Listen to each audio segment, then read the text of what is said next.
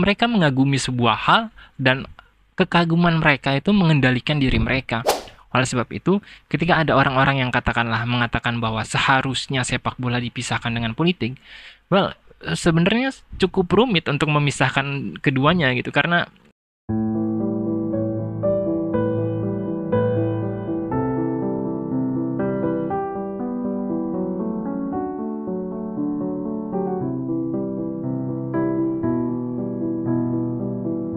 belakangan, baik di dunia nyata maupun di sosial media, ramai diperbincangkan bahwa kita sebagai masyarakat Indonesia gagal menjadi tuan rumah dari Piala Dunia U20.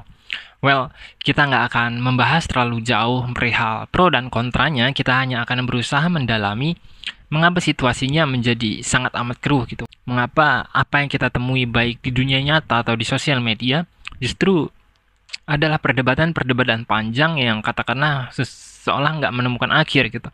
Di sisi lain mereka yang kontra punya alasannya tersendiri yang mungkin dapat dikatakan logis. Di sisi lain mereka yang pro pun memiliki alasannya tersendiri yang dapat dikatakan logis. Dan mereka saling menggunakan logikanya masing-masing. Oleh sebab itu, kali ini kita akan berusaha lebih jauh memahami nilai dari sepak bola dan nilai dari politik. Karena saya sangat amat sering membaca komen yang mengatakan bahwa sepak bola itu nggak bisa disatukan atau berjalan beriringan dengan politik. Apakah benar demikian? Gitu. Saya sendiri sempat berpikir seperti itu. Tapi apakah pemikiran tersebut dapat dibenarkan? Alangkah lebih baiknya jika kita berusaha untuk renungkan kembali, kita berusaha untuk cari tahu lebih lanjut apakah hal tersebut sepenuhnya benar gitu. Karena mungkin saja di dalam hal tersebut ada sebuah bias atau ada sebuah kesalahan-kesalahan yang gagal kita sadari, yang kemudian menjadikan keadaan yang kita hadapi saat ini menjadi kian rumit. Oleh sebab itu, kali ini kita akan membahas nilai dari perpolitikan dan nilai dari sepak bola. Pertama, ketika kita membahas sepak bola, apa sih sebenarnya sepak bola itu? Mungkin kebanyakan dari kita udah cukup tahu ya nilai dari sepak bola itu sendiri seperti apa gitu. Kayak hal-hal aturan-aturan yang ada di dalamnya, serta pemain-pemain hebat yang ada di dalamnya, dan lain-lain. Oleh sebab itu, yang akan kita bahas dari sepak bola adalah nilai dalam sepak bola itu sendiri. Mengapa sepak bola yang awalnya hanyalah sebatas olahraga telah berubah sangat amat signifikan menjadi sebuah identitas dalam diri manusia. Sepak bola dapat dikatakan sangat amat berbeda atau memiliki perbedaan dengan cabang olahraga lain. Mengapa? Karena sepak bola katakanlah disukai atau digemari oleh banyak sekali orang. Olahraga paling populer di dunia itu ya sepak bola gitu. Oleh sebab itu, beragam kalangan, beragam status sosial itu semuanya udah nyatu di dalam sepak bola. Bahkan yang menjadi kekuatan dari sepak bola itu sendiri, sepak bola telah masuk lebih jauh ke dalam jiwa manusia, hingga pada akhirnya membentuk identitas-identitas di dalam dirinya. Bahwa ketika kita menghina katakanlah klub bola tertentu, maka akan ada orang-orang yang marah tuh, akan ada katakanlah supporter-supporter yang mendukung klub tersebut atau yang mendukung tim tersebut yang mungkin nggak terima ketika kita mengatakan hal tersebut. Itu adalah salah satu ciri atau salah satu tanda bahwa sepak bola telah merasuki lebih jauh dalam kehidupan manusia, khususnya kehidupan sehari-hari. Kita juga dapat menemukan sebuah contoh yang sekaligus dapat menjadi bukti bahwa sepak bola telah masuk lebih jauh ke dalam kehidupan manusia. Dengan apa? Dengan nilai-nilai yang mungkin dilakukan oleh para supporter bola itu sendiri. Ketika mereka katakanlah tawuran, ketika mereka melakukan tindakan-tindakan yang katakanlah negatif, yang seharusnya nggak masuk di rasionalitas kita dan logika kita, kita akan menyadari bahwa ada yang salah di situ. Ada yang salah dalam artian bukan mereka salah mendukung klub bola tersebut, bukan.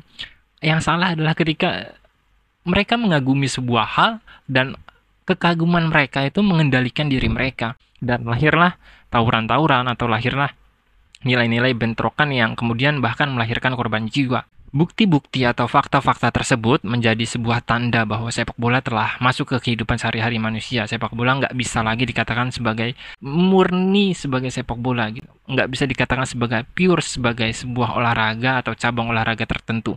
Itulah mengapa ketika ada orang-orang yang mengaitkan sepak bola atau kegagalan dari Piala Dunia U20 kemarin dengan atlet-atlet dari Israel yang mungkin berada di cabang olahraga lain seperti bulu tangkis dan lain-lain, sebenarnya itu bisa dikatakan sebuah konteks yang berbeda. Kenapa?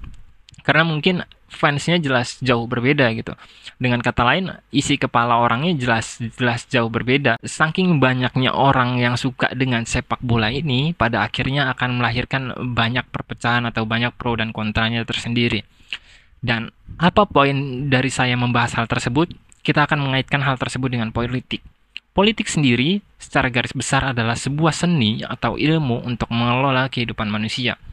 Dan ketika kita sadar, ketika kita sudah membahas bahwa sepak bola sudah merasuki kehidupan manusia sehari-hari, kita akan menemukan sebuah fakta atau sebuah bukti atau katakanlah asumsi lah bahwa sepak bola dan politik adalah sebuah nilai yang tidak bisa dipisahkan. Bahkan politik itu sendiri bisa menjadi bumbu-bumbu di dalam sepak bola.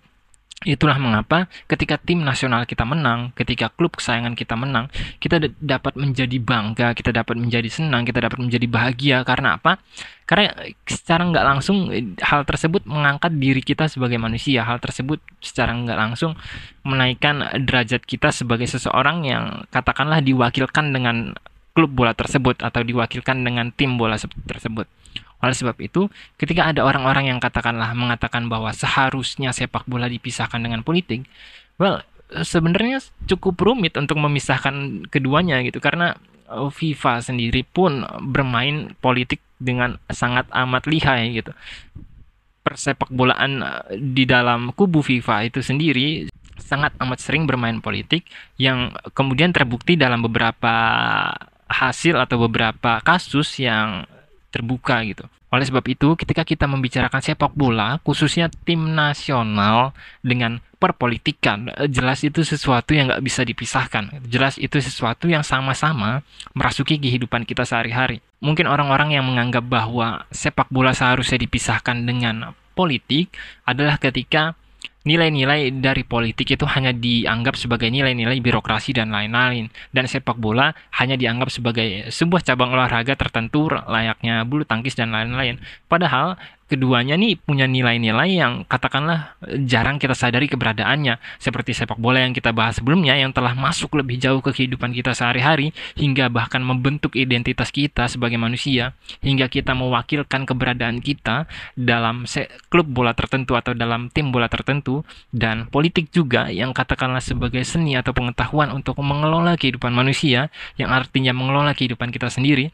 Maka keduanya adalah dua ambang yang mungkin saling memiliki keterkaitan gitu atau dua sisi dari satu koin yang sama gitu. Sebenarnya dikarenakan kita sebagai sebuah bangsa ini nggak memiliki satu identitas yang cukup jelas, ya lahirnya adalah perpecahan seperti yang kita temui sekarang. Sebenarnya nggak cuman karena fenomena ini sih, ada beberapa fenomena-fenomena yang faktanya dengan sangat amat mudah memecah belah rakyat Indonesia atau masyarakat netizen Indonesia itu sendiri. Kenapa? Karena kita nggak punya identitas yang mungkin dapat kita banggakan dalam satu bentuk atau satu esensi khusus yang menjadi ciri khas kita tersendiri gitu. Kita hanya dikendalikan oleh apa yang membuat diri kita senang dan apa yang membuat diri kita yakin bahwa hal tersebut kebenaran. Contohlah ketika orang-orang yang kontra terhadap kegagalan dari Piala Dunia U20 tersebut. Mereka yang nggak suka dengan gagalnya Piala Dunia U20 tersebut, maka secara nggak sadar mereka dikendalikan oleh kesenangan mereka atau mereka dikendalikan oleh hal-hal yang bagi mereka penting yang seharusnya dapat dijalankan dalam Piala Dunia tersebut. Sementara itu, mereka yang di sisi lain yang pro, yang suka dengan kegagalan dari Piala Dunia U20 tersebut, mereka memiliki identitasnya tersendiri, mereka memiliki definisi tentang kebenarannya tersendiri, seperti keyakinan-keyakinan agama dan lain-lain. Oleh sebab itu, kita harus berbenah dalam konteks pembentukan identitas terlebih dahulu. Apa sih yang mau kita tuju sebagai sebuah negara itu? Apa sih yang sebenarnya mau kita jalanin sebagai sebuah masyarakat itu? Kalau enggak, ya kita akan bakal semakin pecah, kita bakal semakin mudah untuk terbelah dan kita semakin terombang-ambing dalam fenomena-fenomena yang mungkin kedepannya bakal lebih rumit dan bakal makin ruyam gitu. Apalagi ketika kita dihadapkan dengan pesta politik di 2024 gitu dan jangan sampai apa yang terjadi di beberapa tahun sebelumnya ketika kita terpecah dalam beberapa kubu yang bahkan memakan korban tersebut akan terulang lagi seperti ketika tahun 2019 dan tahun 2014. Hal tersebut tentu menjadi sebuah fenomena yang memprihatinkan ketika kita sebagai sebuah anak bangsa, sebagai masyarakat, terpecah dikarenakan kita nggak punya sebuah visi yang cukup jelas sebagai seorang masyarakat, kita nggak punya keyakinan di dalam diri kita yang katakanlah cukup mendekati objektif untuk yakin bahwa ada sebuah jalan terbaik yang harusnya kita jalani bersama-sama gitu. Kita justru lebih sering dikendalikan oleh apa yang kita anggap penting dan kita anggap menyenangkan dan kita anggap benar gitu. Oleh sebab itu, ayolah lebih sering kita obrolin bareng, ayolah lebih sering kita diskusikan bareng. It's okay untuk pro dan kontra, tapi kita harus benar-benar paham kenapa sih kok lu bisa kontra gitu. Dan kita juga bisa mempertanyakan kenapa sih kok diri kita bisa pro gitu. Dan hal tersebut bisa menjadi cermin untuk diri kita sendiri supaya kita memahami cara berpikir orang yang mungkin nggak sejalan dengan kita. Karena bisa saja diri kita yang salah atau bahkan orang lain yang salah gitu. Dan ketika orang lain yang katakanlah salah atau diri kita yang katakanlah salah, kita dapat bersama-sama berusaha untuk membenarkan hal tersebut untuk menuju jalan yang lebih baik gitu. Ya mungkin memang semuanya nggak akan semudah itu, semuanya nggak akan seideal itu, tapi alangkah lebih baiknya jika kita mengusahakan hal tersebut gitu. Karena hal itu sebenarnya nggak mustahil gitu. Sekarang ketika kita menemukan katakanlah pro dan kontra, yang kita temukan adalah perkelahian yang kian sengit atau katakanlah saling singgung, saling menjatuhkan satu sama lain yang sebenarnya itu justru merugikan diri kita sendiri sebagai masyarakat. Sekian Kosel Tasangning, sampai jumpa.